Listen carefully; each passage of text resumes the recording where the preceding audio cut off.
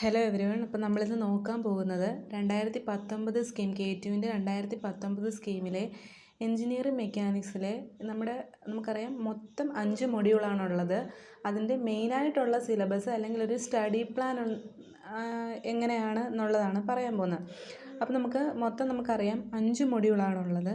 ഓരോ മൊഡ്യൂളിലും പ്രോബ്ലംസും ഉണ്ട്, തിയറീസും ഉണ്ട്. എഞ്ചിനീയറിംഗ് മെക്കാനിക്സ് എന്ന് പറയുന്നൊരു സബ്ജക്റ്റ് പ്രോബ്ലംസും തിയറീസും രണ്ടും കൂടി ഒരേപോലെ ഇൻക്ലൂഡഡ് ആയിട്ടുള്ളൊരു സബ്ജക്റ്റാണ്. അപ്പോൾ ഇപ്പം നിങ്ങൾക്ക് ഒരു പ്രോബ്ലം ചെയ്യുമ്പം അതിൻ്റെ കൺസെപ്റ്റ് മനസ്സിലാക്കുമ്പോൾ തന്നെ ആ തിയറി എഴുതാൻ പറ്റും. അതുമായിട്ട് റിലേറ്റഡ് ആയിട്ടുള്ള തിയറി നിങ്ങൾക്ക് എഴുതാൻ പറ്റും. അപ്പോൾ നമുക്ക് നോക്കാം.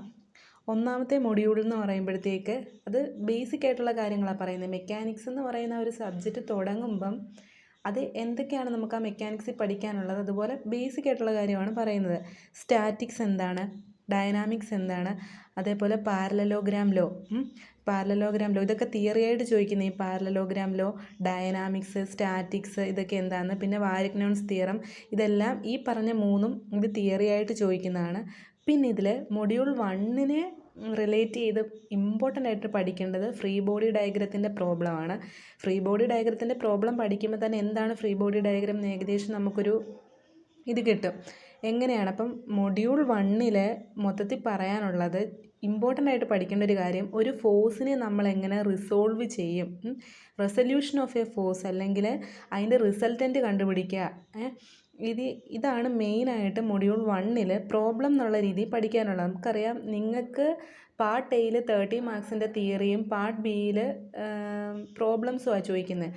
അപ്പം ഒരു മൊഡ്യൂളിൽ നിന്ന് ഒരു പ്രോബ്ലം പഠിച്ചാൽ തന്നെ ഏകദേശം നിങ്ങൾക്ക് 14 അല്ലെങ്കിൽ അതിൻ്റെ പകുതിയോളം മാർക്ക് കിട്ടും. അപ്പം മൊഡ്യൂൾ 1ൽ സ്കിപ്പ് ചെയ്യാതെ പഠിക്കേണ്ട ഒരു പോർഷനാണ് ഫ്രീ ബോഡി ഡയഗ്രത്തിൻ്റെ പ്രോബ്ലം, അല്ലെങ്കിൽ ഒരു ഫോഴ്സിനെ എങ്ങനെ റിസോൾവ് ചെയ്യും, അതിൻ്റെ റിസൾട്ടൻ്റ് എങ്ങനെയാണ് കണ്ടുപിടിക്കുന്നത് എന്നുള്ളത്. ഇപ്പം മൊഡ്യൂൾ 1 കഴിഞ്ഞു. ഇനിയും മൊഡ്യൂൾ 2ൽ മെയിനായിട്ട് പറയുന്നതെന്ന് വെച്ച് കഴിഞ്ഞാൽ ഫ്രിക്ഷൻ എന്താണ്, ലോസ് ഓഫ് ഫ്രിക്ഷൻ എന്താണ്, അതുപോലെ തന്നെ ആംഗിൾ ഓഫ് ഫ്രിക്ഷൻ, അതുപോലെ തന്നെ ഫ്രിക്ഷൻ്റെ പ്രോബ്ലം. ഇതാണ് ഒറ്റ സെറ്റ്. ഞാൻ ഇമ്പോർട്ടൻ്റ് ആയിട്ടുള്ളത് മാത്രമേ പറയുന്നുള്ളൂ, സിലബസ് ഫുള്ളല്ല പറയുന്നത്. ഇത് നിങ്ങൾ സ്കിപ്പ് ചെയ്യാണ്ട് പോകരുത്. ഈ 5 മൊഡ്യൂളിനകത്തു നിന്നും ഓരോ മൊഡ്യൂളിൽ നിന്നും സ്കിപ്പ് ചെയ്യേണ്ടാത്ത കാര്യങ്ങളാണ് പറയുന്നത്. മൊഡ്യൂൾ 2ൽ നിന്ന് ഫ്രിക്ഷൻ റിലേറ്റഡ് ആയിട്ടുള്ള പ്രോബ്ലവും പഠിച്ചാൽ തന്നെ ഏകദേശം ഓർ ഒഴികെ ബാക്കിയുള്ള 2 ഓറായിരിക്കും വരുന്നത്. ഒന്ന് ഫ്രിക്ഷൻ റിലേറ്റഡ് ആയിട്ടുള്ള പ്രോബ്ലം, പിന്നെ ബീം റിയാക്ഷൻ. ഈ രണ്ടിനകത്ത് നിന്ന് ഏതെങ്കിലും നിങ്ങൾക്ക് ഒരെണ്ണം കിട്ടും. അപ്പോൾ രണ്ടും കൂടെ പഠിക്കുന്നവർക്കാണെങ്കിൽ അങ്ങനെ ചെയ്യാം.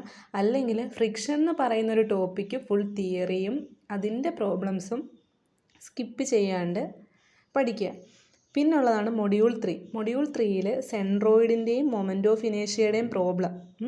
ഇത് രണ്ടും അല്ലെങ്കിൽ ഇതിലേതെങ്കിലും ഒന്ന് വൃത്തിയായിട്ട് പഠിക്കുക. ഓറ് വരുന്നതാണ് സെൻട്രോയിഡ് അല്ലെങ്കിൽ മൊമെൻ്റ് ഓഫ് ഇനേഷ്യയുടെ പ്രോബ്ലം. പിന്നെ ഇതിനകത്ത് നിന്ന് പാരലൽ ആക്സിസ് തിയറം എന്താ, പെർപെൻഡിക്കുലർ ആക്സിസ് തിയറം എന്താ, അതൊക്കെയാണ് ഇമ്പോർട്ടൻ്റ് ആയിട്ട് ചോദിക്കുന്ന തിയറി എന്ന് പറയുന്നത്. മൊഡ്യൂൾ 4ലേക്ക് വരുമ്പോഴാണ് ഡി-എലംബർട്ട്സ് പ്രിൻസിപ്പിൾ എന്താണ്, അതിൻ്റെ സിഗ്നിഫിക്കൻസ് എന്താണ്, ഇതൊക്കെ തിയറിയാണ് പറയുന്നത്. വർക്ക് എനർജി പ്രിൻസിപ്പിൾ എന്താണ്, ഈ വർക്ക് എനർജി പ്രിൻസിപ്പിൾ ആയിട്ട് റിലേറ്റഡ് ആയിട്ടുള്ള പ്രോബ്ലംസും ചോദിക്കാൻ ചാൻസ് ഉണ്ട്. അപ്പം മൊഡ്യൂൾ 4ൽ നിന്ന് എന്താ പഠിക്കേണ്ടത്, ഡി-എലംബർട്ട്സ് പ്രിൻസിപ്പിൾ, അതിൻ്റെ സിഗ്നിഫിക്കൻസ്, പിന്നെ വർക്ക് എനർജി പ്രിൻസിപ്പിൾ എന്താണെന്നുള്ള തിയറിയും അത് റിലേറ്റഡ് ആയിട്ടുള്ള പ്രോബ്ലവും. പിന്നെ മൊഡ്യൂൾ 5ൽ സ്കിപ്പ് ചെയ്യേണ്ടാത്ത ഒരു ക്വസ്റ്റ്യനാണ് equation of motion for a rigid body rotating about a fixed axis. ഇത് യൂണിവേഴ്സിറ്റി എക്സാമിന് പല തവണ റിപ്പീറ്റഡ് ആയിട്ട് ചോദിച്ചിട്ടുള്ളൊരു ക്വസ്റ്റ്യനാണ്. ഒരു ഫിക്സഡ് ആക്സിസിന് എബൌട്ടായിട്ട് റൊട്ടക്റ്റ് ചെയ്യുന്ന ഒരു റിജിഡ് ബോഡിയുടെ ഇക്വേഷൻ ഓഫ് മോഷൻ ഡിറൈവ് ചെയ്യുക. അത് 7 മാർക്ക് 14 മാർക്കിന് ചോദിക്കുന്ന ഷുവർ ക്വസ്റ്റ്യനാണ്. മൊഡ്യൂൾ 5ൽ നിന്ന് ഈ ക്വസ്റ്റ്യൻ സ്കിപ്പ് ചെയ്യരുത്.